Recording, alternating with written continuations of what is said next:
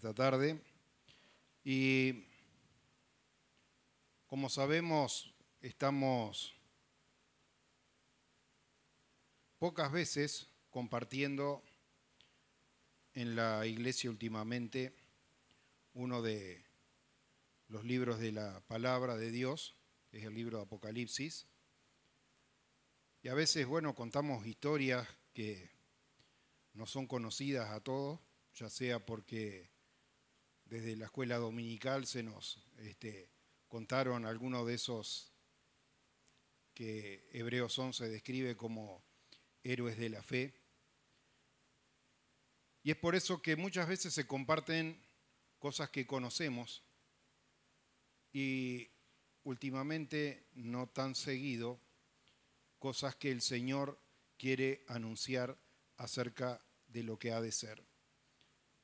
Muy similar al anuncio que nosotros encontramos en el libro Apocalipsis, fue revelado al profeta Daniel algunas cosas concernientes al tiempo del advenimiento del Mesías y una serie de movidas, digamos así, hablando en términos contemporáneos, movidas políticas, levantamiento y derrocamiento de imperios que se iban a suceder y que finalmente todas estas cosas, porque hay aún movimientos políticos que consideran que en algún momento a través de la justicia humana se puede alcanzar una prosperidad y una estabilidad y una buena conciencia. Y nosotros sabemos, hermano, que eso no es así, pero está determinado por Dios de que Él va a venir y va a establecer su reino. Un gobierno totalmente diferente al gobierno que nosotros conocemos, un reino, de hecho, y Jesús vino y habló en reiteradas oportunidades acerca del reino de los cielos que se había acercado, pero un reino de los cielos que va a ser establecido. Y justamente, si bien en algunos casos muy puntuales, a modo de lo que el propio apóstol Pablo en 1 Corintios 15 se refiere como primicias unos pocos pudieron vislumbrar de alguna manera la realidad de lo que Dios tenía realmente preparado para los que le amaban. Y esa realidad trascendía la vida terrenal. La mayoría estaban con esa expectativa, la expectativa de una liberación, si estaban bajo algún tipo de dominación. Esto fue una constante en la vida del pueblo de Dios, ni siquiera voy a decir del pueblo de Israel, porque desde que Dios llama a Abraham y a Isaac y Jacob, y hay lucha siempre, cuando no eran los amalecitas, era el rey de Egipto y era alguno que se levantaba, y esto se continuó a lo largo del tiempo, de la misma manera que hay una lucha.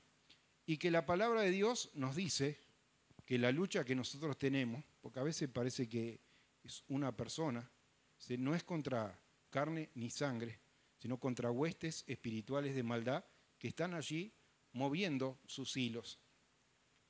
La gente, en su mayoría, si usted escucha a veces en reportajes, cuando le pregunta, dice, ¿usted cree en Dios? Dice, no, porque si Dios existiera, uno de los argumentos más comunes, dice, ¿por qué permite el mal? Y sabemos, hermano, conocemos la historia, no vamos a entrar en detalle, de que el diablo se rebeló contra Dios y etcétera, etcétera, y anda como león rugiente buscando a quien devorar, y el propósito es matar, hurtar y destruir. De ese adversario, vuestro adversario, el diablo. Un adversario que había pedido porque está limitado.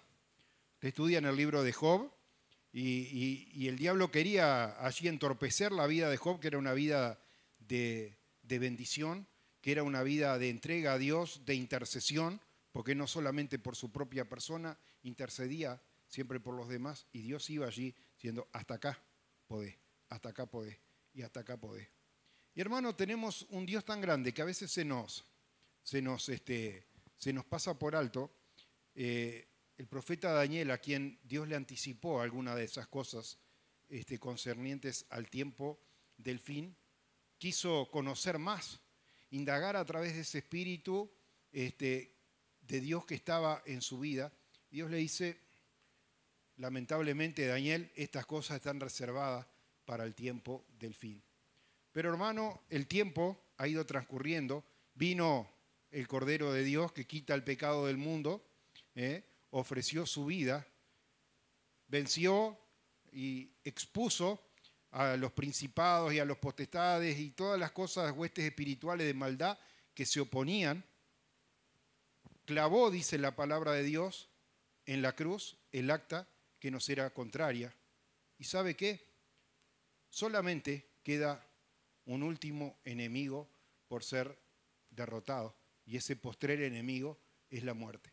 Y Jesucristo vino, y yo se lo he señalado en distintas oportunidades acá, a veces en una misma charla que Jesús tenía con personas como nosotros que se acercaron a escuchar la palabra de Dios, con claridad les habló y le dijo, tengan presente el concepto de la resurrección. El que cree en mí, yo le resucitaré en el día postrero. Y en cuántas oportunidades repetía y reiteraba lo mismo, un concepto que todavía no había sido revelado con claridad, porque Dios va revelando, lo compara la palabra, con el ciclo de luz del día. Cuando allí apenas está saliendo el sol, apenas alcanzan a vislumbrarse la cosa, pero en tanto que el día va avanzando, cada vez se puede visualizar mejor esas cosas. De la misma manera, hermano, es el plan de Dios.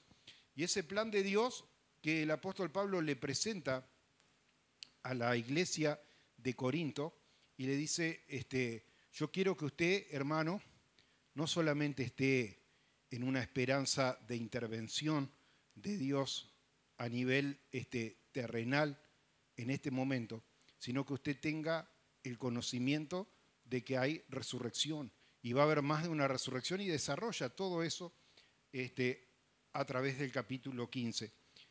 Y yo le recomendé a los hermanos, voy a compartir unos pocos versículos hoy en Apocalipsis 20, que estudiaran en especial Apocalipsis 20, 21.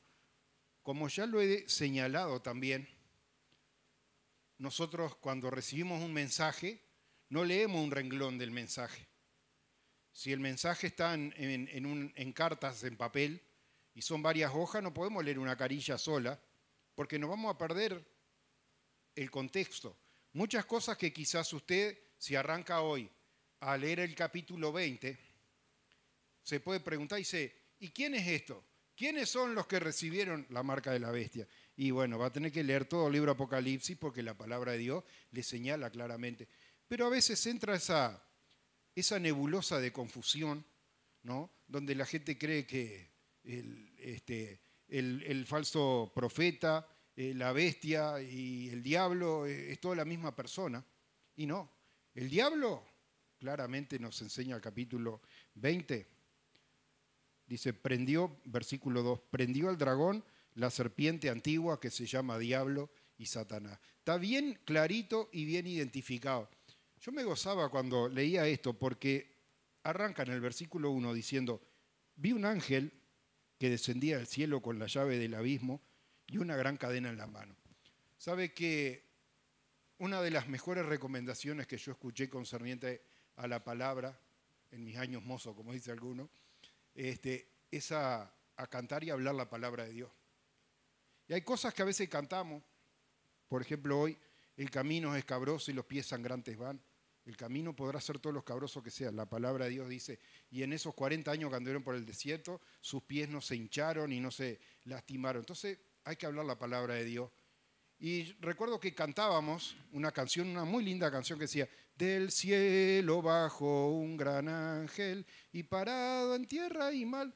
Pero ¿sabe qué, hermano? Dios es tan poderoso. Cuando la gente de este mundo justifica el no creer en Dios, dice, no, porque si Dios realmente existiera, tendría poder para ganarle la pulseada a Satanás, hablando en criollo, le está diciendo.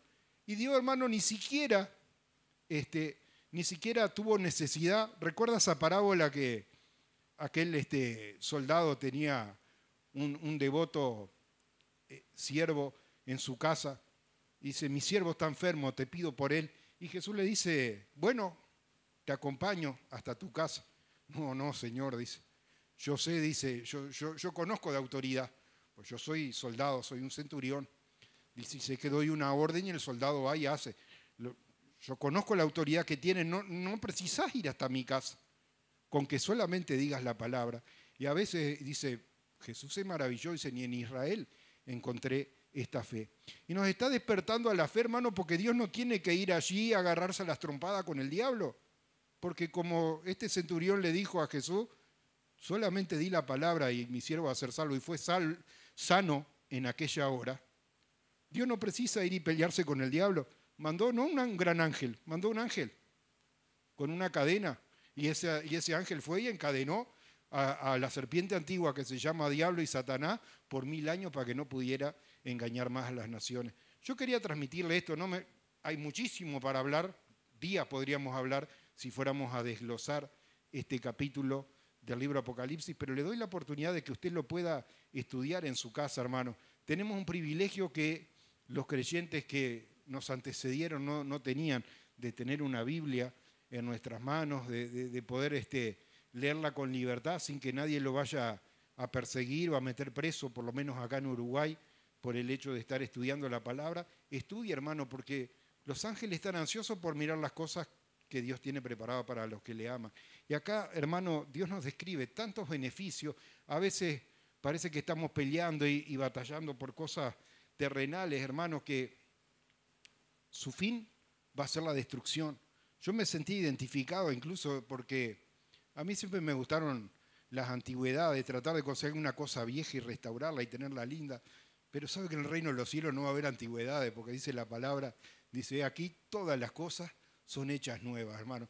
Todo lo que allí, aún el desgaste que tienen hoy los científicos y movimientos como Greenpeace están desesperados allí queriendo proteger la capa de ozono y la contaminación de los mares y todo lo demás, hermano, el cielo y tierra van a pasar, hermano, y va a haber un cielo nuevo, va a haber una tierra nueva, va a haber una ciudad nueva, hermano, con moradas que el Padre ha preparado y Jesucristo ha ido allá a prepararnos ese lugar para aquellos que tengan parte de la primera resurrección. Todas estas cosas, hermano, promesas tangibles, hermano, promesas no para un externo, para un foráneo, promesas para los que Dios ha adoptado. Él nos ha dado el espíritu de adopción, dice la palabra, por medio del cual clamamos, Abba Padre. Señor, ven pronto, porque estas promesas son para nosotros. Que Dios les bendiga.